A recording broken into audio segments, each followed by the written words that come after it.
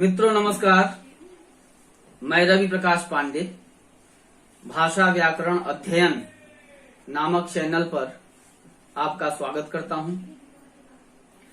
मित्रों, आज मैं संस्कृत भाषा के व्याकरण का जो नींव है माहेश्वर सूत्र, उसके विषय में उसको कैसे याद करना है, याद करने का सरल तरीका क्या है और याद करने के बाद उसमें कंफ्यूजन न होना, किसी प्रकार का संदेह न होना और बार बार भूल न जाना, इसके विषय में हम चर्चा करेंगे।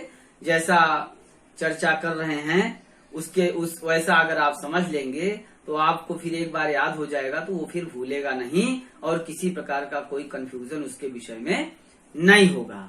तो मित्रों, मैंने एक वीडियो माहेश्वर सूत्र के संबंध में बनाया था कि कौन कौन से माहेश्वर सूत्र हैं, उनकी उत्पत्ति कैसे हुई, कहां से आए। तो वो अलग वीडियो है, उसको देखने के लिए आप लिंक में डिस्क्रिप्शन में लिंक है, आप उसको क्लिक करके देख सकते हैं वीडियो को हमारे। तो माहेश्वर सूत्र 14 हैं मित्रों, आप जानते होंगे। और 14 सूत्र मैं बताता हूं आपको कौन कौन से हैं। आयुण, रिलरिक, ए ओम, आई औच, हैवरट, लण, यमंगणम, झभय, घड़धस, जबगढ़दश, ख फ छ ठ थ, चटतव, खपय, शशसर, हल। ये 14 सूत्र हैं मित्रों। तो इनको याद करने का क्या तरीका है, अब आपके स्क्रीन पर ये 14 सूत्र आ जाएंगे और आप उनको मैं एक एक को लेकर के बताता जाऊंगा और 14 सूत्र तक गिनता चला जाऊंगा। किस क्रम से वर्णों को रखा गया इन सूत्रों में, वही हमको समझना है। जब ये हम समझ लेंगे तो फिर हमें ये सूत्र जल्दी नहीं भूलेंगे, और भूलेंगे भी तो हम एक बार और पढ़ लेंगे तो हमको याद हो जाएंगे।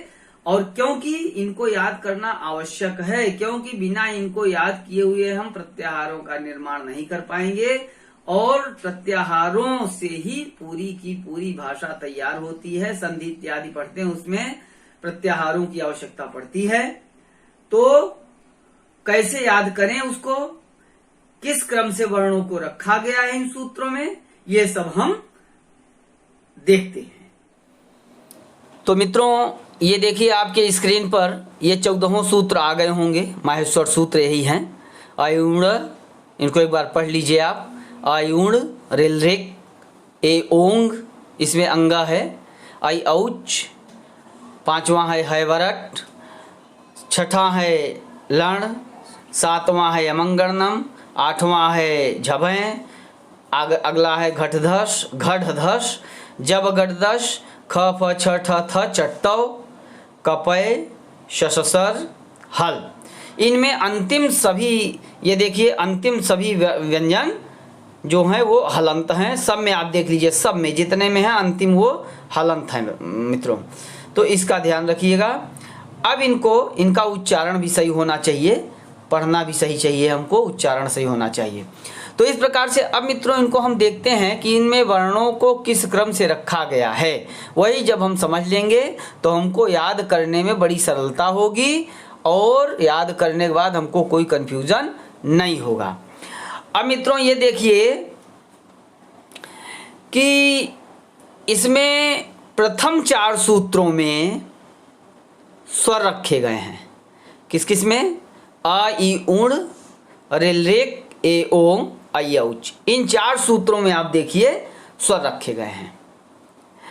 आ से लेकर के च तक, यहाँ तक स्वर आते हैं। ये च के अंदर, यानी आ से लेकर के च तक अच प्रत्याहार में स्वर आते हैं। प्रत्याहार जब हम बनाना सिखाएंगे, आपको बताएंगे, तो उसके लिए अलग वीडियो बनेगा।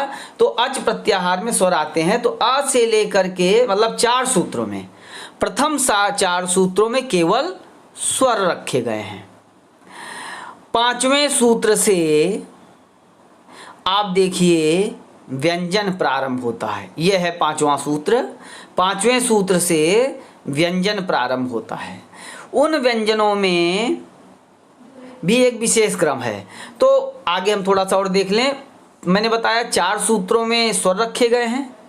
5 शेष 10 सूत्रों में, 5वें से लेकर के 14वें सूत्र तक, ये 10 सूत्रों में व्यंजन रखे गए हैं और इनमें भी एक विशेष क्रम है। व्यंजनों में सबसे पहले अंतस्थ व्यंजन रखे गए हैं।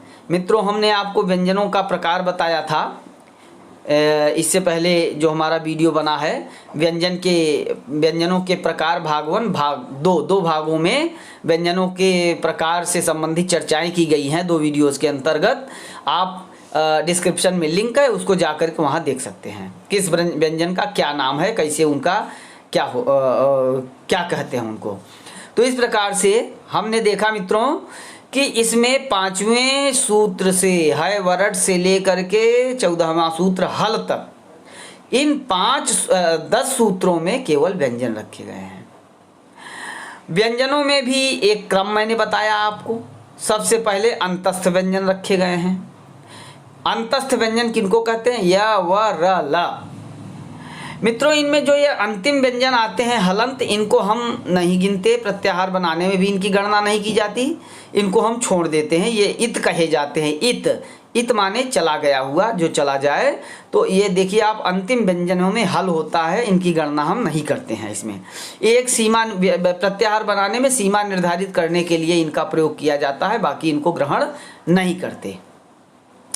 तो इस प्रकार से एक चीज और देख लीजिए आप मित्रों, 5वें पूरे 14वें सूत्र में केवल ह एक ऐसा वर्ण है जो कि 2 बार परिगणित किया गया है। बाकी इत को छोड़ दीजिए, इत व्यंजनों को छोड़ दीजिए, तो कहीं भी कोई भी व्यंजन 2 बार वर्णित या परिगणित नहीं है। केवल ह एक ऐसा व्यंजन है जो कि 2 बार इसकी गणना की गई है, एक तो 5वें सूत्र में और 14वें सूत्र में। तो हम 5वें सूत्र के ह को न लेकर के अंतिम सूत्र को इसमें ग्रहण करेंगे। तो 5वें सूत्र के ह को आप अभी छोड़ दीजिए, तो इसमें ह को छोड़िए, तो य व र ल। ये देखिए इतने ये य व र ल ये अंतस्थ व्यंजन कहे गए हैं। य व र ल ये अंतस्थ व्यंजन कहे जाते हैं। उसके बाद स्पर्श व्यंजन रखे गए हैं। यमंगणनम जब है घट 10 जब गढ़ 10 ख फ छ ठ थ चटतव कपय तक, तो क प तक स्पर्श व्यंजन रखे गए हैं। और उसके बाद ये श श स ह, र और ल को छोड़ देंगे, श श स ह, इनको हम ऊष्म व्यंजन कहते हैं। इसके विषय में आप मेरे पूर्व वीडियो को, जो व्यंजनों का प्रकार भाग 1 व्यंजनों के प्रकार भाग 2, उनको देख लेंगे तो समझ में आ जाएगा। तो इस प्रकार से मित्रों हमने देखा कि प्रथम 4 सूत्रों में स्वर रखे गए हैं, 5वें सूत्र से व्यंजन रखे गए हैं, 5वें से 14वें सूत्र तक। उनमें भी एक विशेष क्रम है। क्या क्रम है? सबसे पहले अंतस्थ व्यंजन रखे गए हैं, य व र ल। उसके बाद स्पर्श व्यंजन रखे गए हैं। स्पर्श व्यंजन क्यों कहते हैं, किसको कहते हैं, ये सब हमने उसमें पिछले वीडियो में चर्चा किया है। तो उसके बाद फिर ऊष्म व्यंजन, श श स ह, इनको ऊष्म कहते हैं। तो व्यंजनों में ये 3 प्रकार के व्यंजन हैं, अंतस्थ व्यंजन, स्पर्श व्यंजन और ऊष्म व्यंजन। तो ये हमने देख लिया, स्वर, अंतस्थ व्यंजन, स्पर्श व्यंजन और ऊष्म व्यंजन, इस प्रकार के व्यंजनों की यहाँ गणना की गई है। अब एक चीज और देखिए आप कि जो स्पर्श व्यंजन हैं, स्पर्श व्यंजन क से लेकर के म तक के वर्ण होते हैं, इसको भी मैंने व्यंजनों के प्रकार में आपको वीडियो में मैंने बताया है। तो स्पर्श व्यंजन में क से लेकर के म तक के व्यंजन आते हैं। इनको 5 वर्गों में बांटा गया है, मैंने उसकी चर्चा की थी। क वर्ग, च वर्ग, ट वर्ग, त वर्ग, प वर्ग, क ख ग घ ङ, च छ ज झ ञ, ट ठ ड ढ ण, त थ द ध न, प फ ब भ म, ये इतने व्यंजन स्पर्श व्यंजन कहे जाते हैं। तो इन स्पर्श व्यंजनों में अंतस्थ व्यंजन के बाद जो स्पर्श व्यंजन आते हैं, उनमें भी एक विशेष क्रम है। 7वें सूत्र से लेकर के 12वें सूत्र तक, ये है 7वां और ये है 12वां। इन दोनों के बीच में देखिए स्पर्श व्यंजन आपको दिखाई पड़ेंगे। तो ये इसमें एक विशेष क्रम ये है कि स्पर्श व्यंजनों को 5 वर्गों में बांटा गया है। मैंने चर्चा किया था व्यंजनों के प्रकार भाग 1 भाग 2 में वीडियो में। तो उनको वर्गों के प्रथम व्यंजन, प्रथम वर्ण, वर्गों के द्वितीय वर्ण, वर्गों के तृतीय वर्ण, वर्गों के चतुर्थ, यानी क वर्ग, च वर्ग, ट वर्ग, त वर्ग, प वर्ग, ये 5 वर्ग हैं। उनमें सॉरी 5 वर्गों में बांटा गया है। तो क वर्ग, च वर्ग, ट वर्ग, त वर्ग, प वर्ग, ये हमने बता दिया आपको। अब क वर्ग वर्गों के प्रथम वर्ण कहें हम तो क ख ग घ नहीं सॉरी क च ट त प, वर्गों के द्वितीय वर्ण ख छ ठ थ फ, वर्गों के तृतीय वर्ण ज ब ग ड द इत्यादि। ऐसे हमने उसकी चर्चा उसमें की थी। तो इस प्रकार से आप देखिए कि स्पर्श व्यंजनों में एक विशेष क्रम ये है कि सबसे पहले वर्गों के पंचम वर्ण रखे गए हैं। वर्गों के पंचम वर्ण, जैसे इया चवर का पंचम वर्ण, म पवर का पंचम वर्ण, अंग कवर का पंचम वर्ण, ड़ टवर का पंचम वर्ण और न तवर्ग का पंचम वर्ण।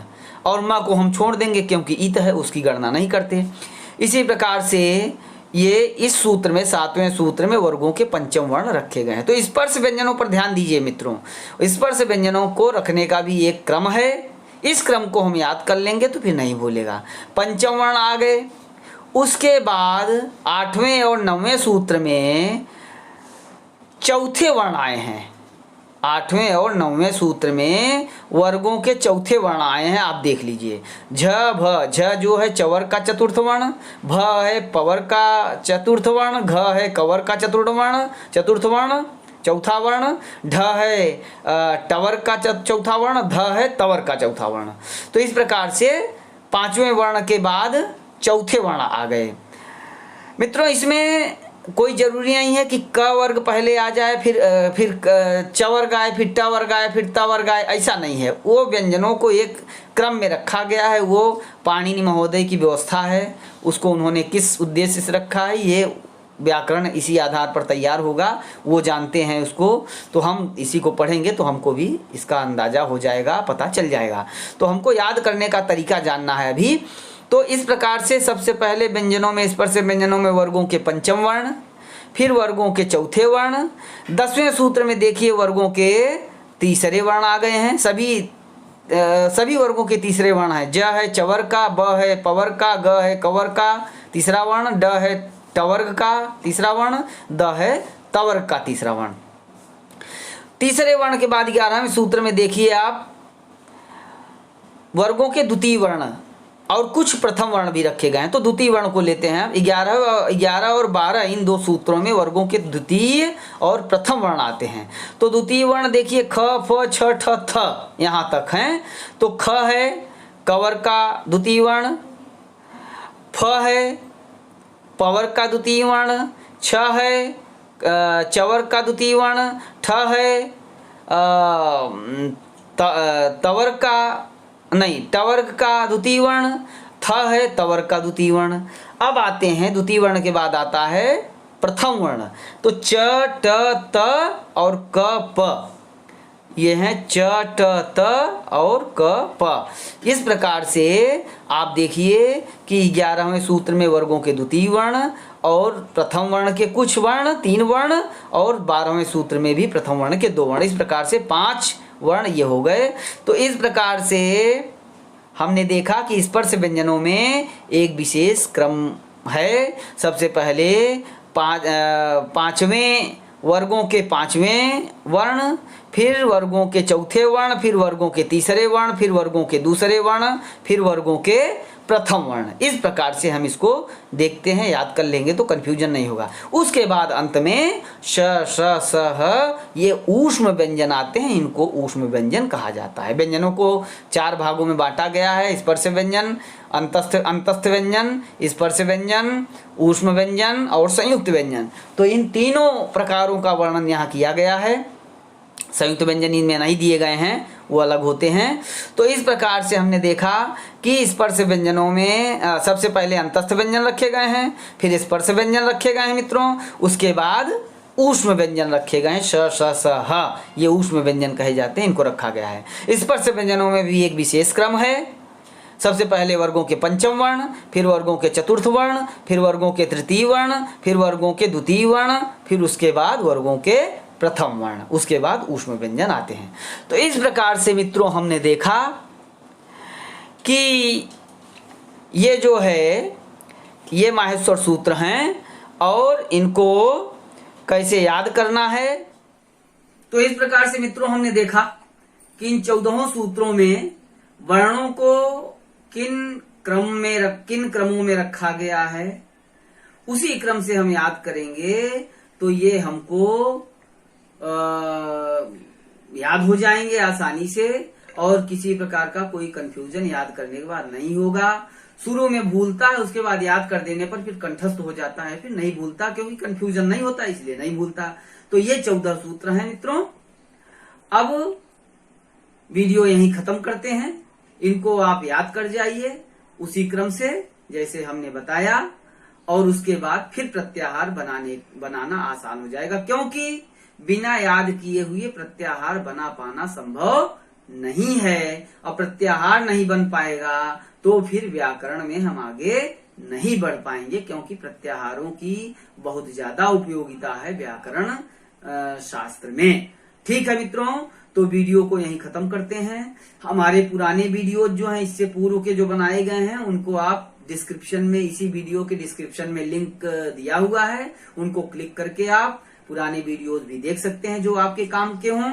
चैनल को सब्सक्राइब न किए हों तो चैनल को सब्सक्राइब कर दें और बेल आइकन को भी क्लिक कर दें ताकि आगे के वीडियोस जो मैं अभी तो निम्न थोड़ा सा नीचे स्तर का के व्याकरण की बात कर रहा हूं, आगे मैं और थोड़ा सा आगे बढ़ूंगा व्याकरण में। संस्कृत व्याकरण और इंग्लिश ग्रामर दोनों में से संबंधित वीडियो इसमें डाले जाते हैं। तो और अगर मेरा पढ़ाया ये बताया हुआ अगर ये समझ में आया हो, अच्छा लगा हो तो आप वीडियो को लाइक भी करें, लाइक न करना न भूलें। ठीक है मित्रों, वीडियो को बंद करते हैं। आपको बहुत बहुत धन्यवाद। नमस्कार।